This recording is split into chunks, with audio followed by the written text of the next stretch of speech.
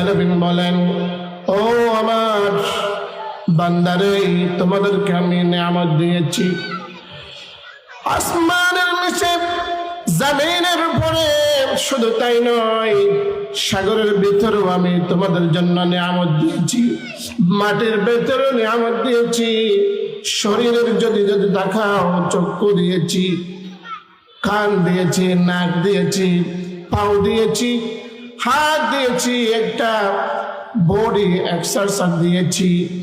ওই শরীরে যদি যদি তুমি তাকাও, তোমার আশেপাশে যারা অন্ধ আছে, তোমার আশেপাশে যারা আপনার মাজুর আছে, হাত নাই পা নাই, তাদের দিকে তাকিয়ে তুমি একটু চিন্তা করো, আমি আল্লাহ রাব্বুল আলামিন তোমাকে সব কিছু দিয়েছি। সুবহানাল্লাহ।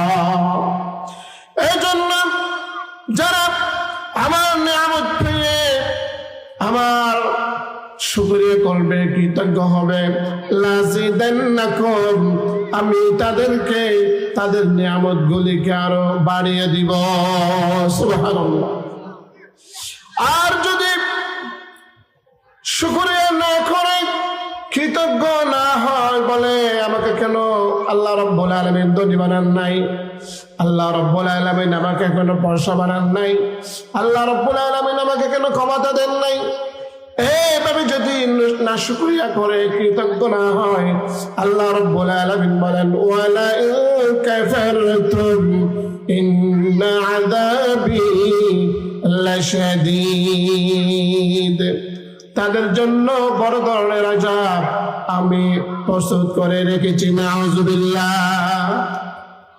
সব সময় প্রশংসা করতে হবে আল্লাহ, আল্লাহ ব্যতীত কারো প্রশংসা করা যাবে না। যাক, সম্মানিত প্রিয় ভাইয়েরা, আমি অল্প সময়ে কথা বলবো কোরআন থেকে, হাদিস থেকে, যেহেতু 2025 সাল প্রায় শেষের দিকে, তাই না? 2026 সাল অপেক্ষমান। 2026 সালের শিক্ষাবর্ষে নতুনভাবে ছাত্র ছাত্রী ভর্তি নিবে।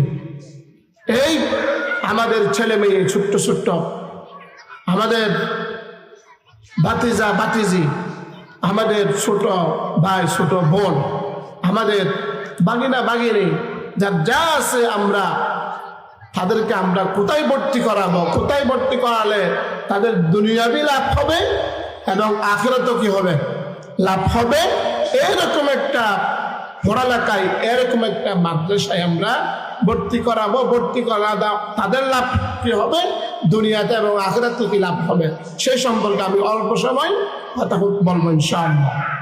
কোরআনের ইলম, হাদিসের ইলম, ইসলামের ইলম যারা শিখে তারা দামি, নাকি বাংলা, অঙ্ক, ইংলিশ শিখে তারা দামি? একটু বলেন তো। কারণ যারা কোরআন শিখে, যারা হাদিস শিখে, যারা ইসলাম শিখবে, কোরআনে হাদিসে ভিতরে বাংলাও আছে, ইংলিশও আছে, অঙ্ক আছে, যত বিজ্ঞান সব কিছু কোরআনের ভিতরে আছে। কোরআনের শিক্ষা ভালো করে করলে অটোমেটিকলি জেনারেল শিক্ষাগুলা অটোমেটিক হয়ে যায়, ঠিক কিনা? আপনি মাদ্রাসায় যান, মাদ্রাসায় গেলে আপনি আরবি পাবেন, আপনি কোরআন পাবেন, আপনি আকাইদ পাবেন, আপনি দোয়া পাবেন, মাসাইল পাবেন, হাদিস পাবেন, সব পাবেন। সাথে আবার বাংলা, ইংলিশ, অঙ্ক, বিজ্ঞান এগুলো আছে না নাই মাদ্রাসায়? কিন্তু স্কুলে গেলে পাবেন যে শুধু বাংলা, অঙ্ক, ইংলিশ, বিজ্ঞান, ওখানে আরবি বলতে কিছু নেই। এই জন্য যারা মাদ্রাসা শিক্ষায় শিক্ষিত হবে, কোরআন হাদিস শিখবে, তাদের চেয়ে মর্যাদাবান, তাদের চেয়ে সম্মানিত আসমানের নিচে জমিনের উপরে আর কেউ নেই।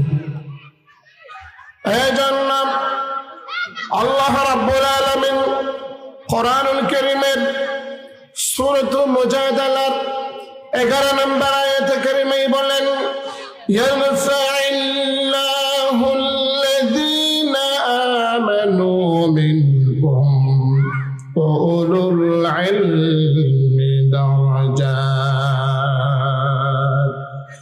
ওয়াল্লাহু বিমা মালুম খবীর।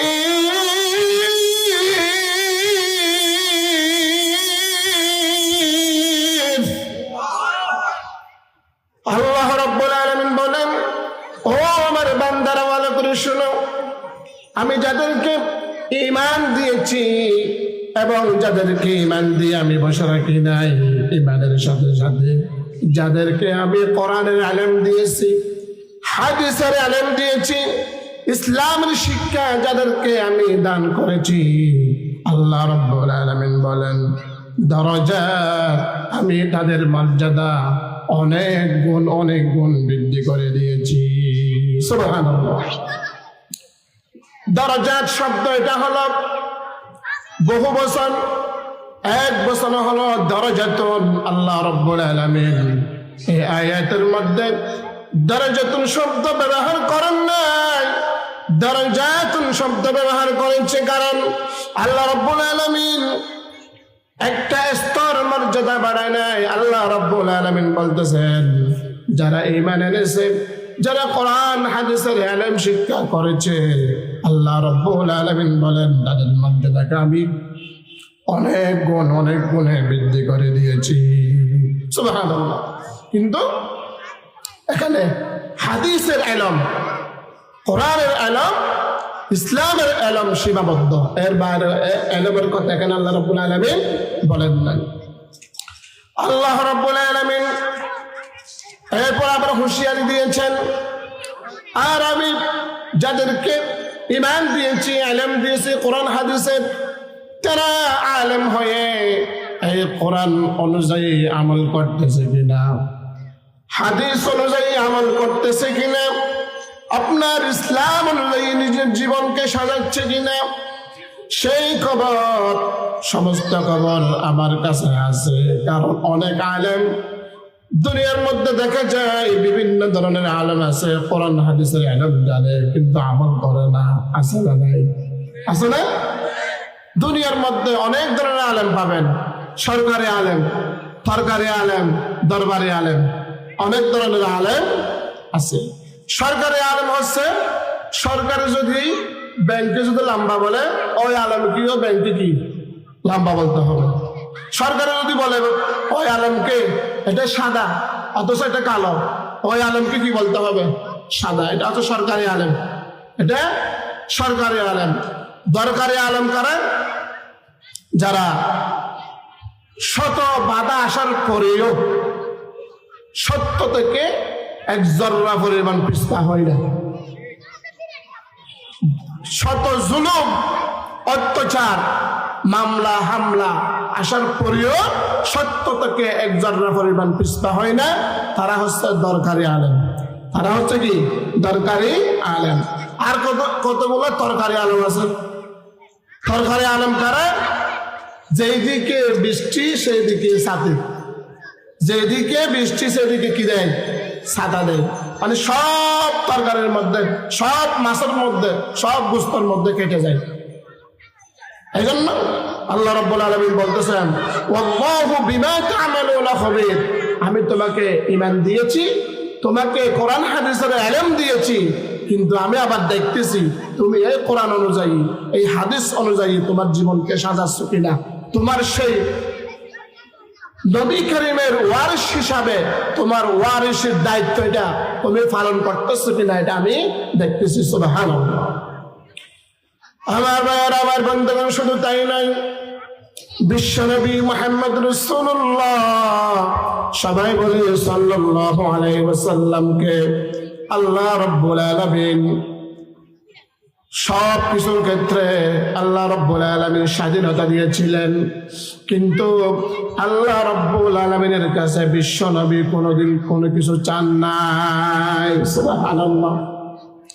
শুধু একটা ব্যাপারে আল্লাহ রাব্বুল আলামিন তার হাবিবকে বললেন, ও আমার নবী, ও আমার হাবিব, একটা জিনিস তুমি আমার থেকে চেয়ে নাও।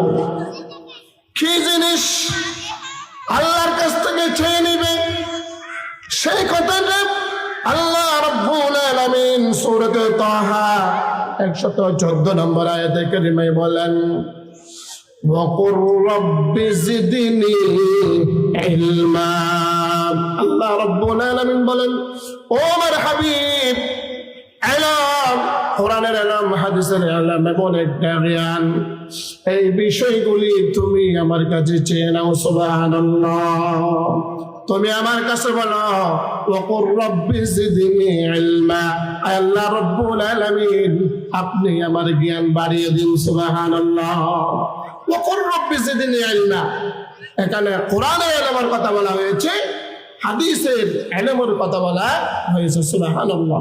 এই একটা বিষয় আল্লাহ রাব্বুল আলামিন বিশ্বনবীকে বললেন, তুমি আমার কাছে কোরআনের ইলম, হাদিসের ইলম এটা চেয়ে নাও। সুবহানাল্লাহ। আমার ভাইয়ারা, আমার বন্ধুগণ, শুধু তাই নয়, কোরআনের ইলমকে অর্থাৎ দ্বীনি শিক্ষাকে, ইসলামের শিক্ষাকে আল্লাহ রাব্বুল আলামিন এমন একটা মর্যাদা দিয়েছেন। আল্লাহ রাব্বুল আলামিন যে এক, আল্লাহ এক না দুই, এক, আল্লাহর ওয়াহদানিয়ত, আল্লাহ যে এক, এটার জন্য কোরআন কারীমে তিনটা বিষয়কে সাক্ষী রেখেছেন আল্লাহ রাব্বুল আলামিন।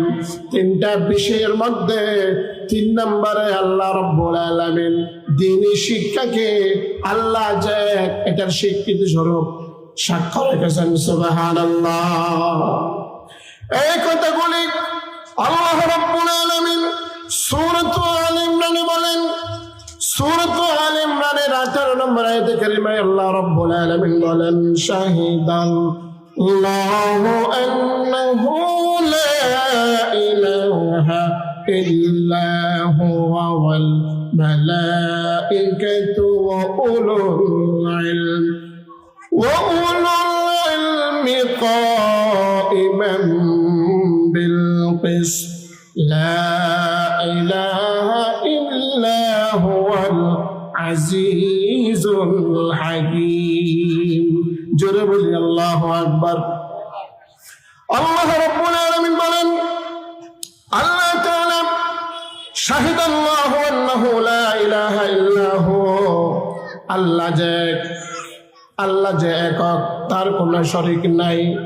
এই কথার ভিত্তি করে আল্লাহ রাব্বুল আলামিন নিজে বলতেছেন, আন্নাহু, আমি যে এক, এটার 1 নম্বর সাক্ষী হলাম আমি। সুবহানাল্লাহ। আমি যে এক, এটার 1 নম্বর সাক্ষী হচ্ছে আমি নিজেই। সুবহানাল্লাহ। 2 নম্বর সাক্ষী ওয়াল মালাইকা, 2 নম্বর সাক্ষী হলো আমি যে এক, তার কোনো শরীক নাই। আমি যে একক, আমি যে এক, এটার 2 নম্বর সাক্ষী হলো ফেরেশতাগণ। সুবহানাল্লাহ। আর 3 নম্বর সাক্ষী হলো ওয়া উলুল ইলমি কাইমান বিল কিসত। আর আমি যে এক, আমি যে একক, আমার তো কোনো শরীক নাই, আমি যে এক, এটার 3 নম্বর সাক্ষী হলো যারা দ্বীন ইলম শিক্ষা করবে, শিক্ষা অর্জন দিবে, অর্থাৎ দ্বীন ইলম, কোরআনের ইলম হলো, হাদিসের ইলম হলো 3 নম্বর সাক্ষী। সুবহানাল্লাহ।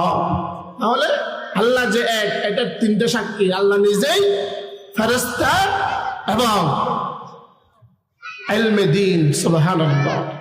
আমি অল্প কিছুক্ষণ পরে শেষ করে, যেহেতু আরেকজন ভাই চলে আসছে।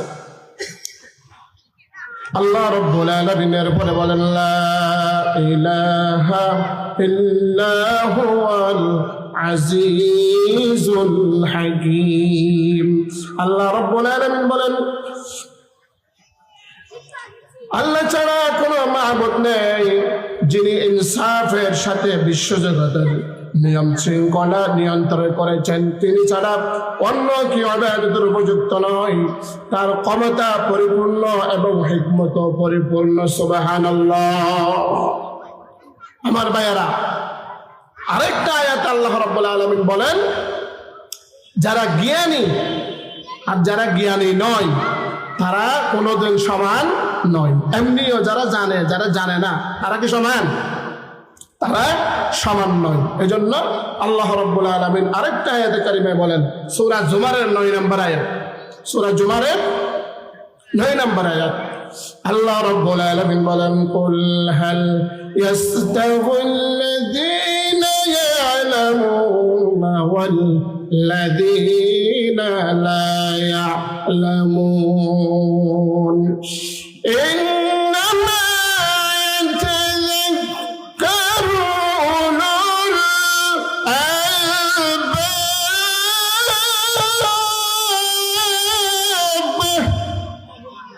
আল্লাহ রাব্বুল আলামিন বলেন, ও নবী তুমি তোমার উম্মতদেরকে জানিয়ে দাও, মানুষদেরকে জানিয়ে দাও, যারা জানে না তারা কোনোদিন সমান নয়। যারা জানে না তারা কোনোদিন কি নয়, সমান নয়।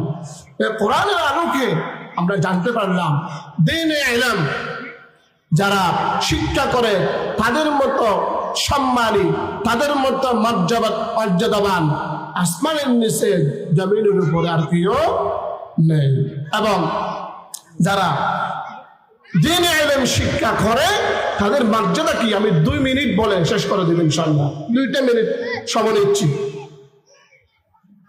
বিশ্বনবী জনাব মুহাম্মদ রাসূলুল্লাহ সাল্লাল্লাহু আলাইহি ওয়াসাল্লাম বলেন, জান্নাতের রাস্তা তৈরি করে দেয়। সুবহানাল্লাহ।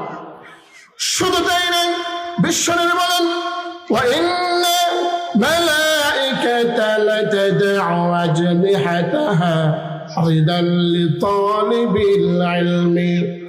ফেরেশতারা যারা আছে, ফেরেশতারা ওই তালেবে ইলম, ওই শিক্ষার্থীর উপরে রাজি হয়ে খুশি হয়ে ওই ফেরেশতা কি করে জানেন, ওই তালেবে ইলম, ওই শিক্ষার্থী যারা কোরআন পড়তেছে, হাদিস পড়তেছে, তাদের জন্য ওই ফেরেশতারা নিজের পাকাকে, নিজের ডানাকে বিছিয়ে দেয়। সুবহানাল্লাহ। নিজের ডানা বিছিয়ে রাখে। ছোট্ট ছোট্ট কোমলমতি শিক্ষার্থীরা, এই যে দুমপাড়া তাহফিজুল কোরআন মডেল হেফজখানার মাদ্রাসা শিক্ষার্থীরা, তারা কোনো ফুলুরে বসে না, তারা কোনো কার্পেটে বসে না, তারা বসে কোথায়, ফেরেশতার ডানায়। সুবহানাল্লাহ। এরপরে বিশ্বনবী মুহাম্মদ রাসূলুল্লাহ সাল্লাল্লাহু আলাইহি ওয়াসাল্লাম বলেন, ওয়া ইন্না তালিবাল ইলমি ইস্তাগফির লাহু মিনাস সামাই ওয়াল আরদ হাত্তাল হিতানি ফিল মা। এরপরে তারা সম্মিলিতভাবে ওই যে যারা কোরআন শিখতেছে, হাদিস শিখতেছে, ইসলাম শিখতেছে, তাদের জন্য সম্মিলিত করে সবাই আল্লাহর কাছে দোয়া করে। সুবহানাল্লাহ। শুধু তাই নাই, তারা দোয়া করে না, আসমানের নিচে জমিনের উপরে যত আল্লাহর সৃষ্টি আছে, মাখলুকাত আছে, সবাই মিলে ওই তালেবে ইলম তাদের জন্য দোয়া করতে থাকে। সুবহানাল্লাহ। এমনকি বিশ্বনবী এরপরে বলেন, হাত্তাল হিতানি ফিল মা, শুধু আসমানের নিচে জমিনের উপরে না, সাগরের ভিতরে, নদীর ভিতরে, আটলান্টিক মহাসাগরের ভিতরে যত মাছ আছে, সমস্ত মাছ ওই তালেবে ইলমের জন্য দোয়া করে। সুবহানাল্লাহ। তাহলে এই আসমানের নিচে জমিনের উপরে সবচেয়ে মর্যাদাবান হলো যারা দ্বীনি শিক্ষা অর্জন করবে। এই দ্বীনি শিক্ষা সামনে 2026 সাল আসতেছে। শিক্ষাবর্ষে আপনাদের এলাকায় মাদ্রাসা হেফজখানা আলহামদুলিল্লাহ ভরপুর, আলিয়া মাদ্রাসা, কয় মাদ্রাসা ভরপুর। আপনারা আপনাদের ছেলে মেয়ে, নাতি নাতনি, আপনাদের ছোট বড় যারা ভাই বোন আছে, ভাগিনা ভাগিনী, আপনার বাতিজা বাতিজি, সকলকে আপনারা মাদ্রাসায় দিবেন। মাদ্রাসা শিক্ষায় শিক্ষিত হয়ে আপনার দুনিয়াবি ইলম, আখিরাতের ইলম দুটোটা পাবে। মাদ্রাসায় পড়ে ডাক্তার হওয়া যায়, হয় কিনা? ইঞ্জিনিয়ার হওয়া যায় কিনা? ডক্টর ডিগ্রি লাভ করা যায়, স্কলার হওয়া যায়, সব কিছু হওয়া যায়। কিন্তু আমরা আগের সেন্টিমেন্ট থেকে আমরা এখন বের হয়ে যাচ্ছি। আর আমরা মনে করতাম যে মাদ্রাসা পড়লে কিছু হয় না, শুধু মুয়াজ্জিন করতে হয়, ইমামতি করতে হয়, খতিবগিরি করতে হয়। কিন্তু ওই সেন্টিমেন্ট থেকে আমরা এখন বের হয়ে যাচ্ছি। মাদ্রাসায় পড়ে সব কিছু হওয়া যায়, ঠিক কিনা?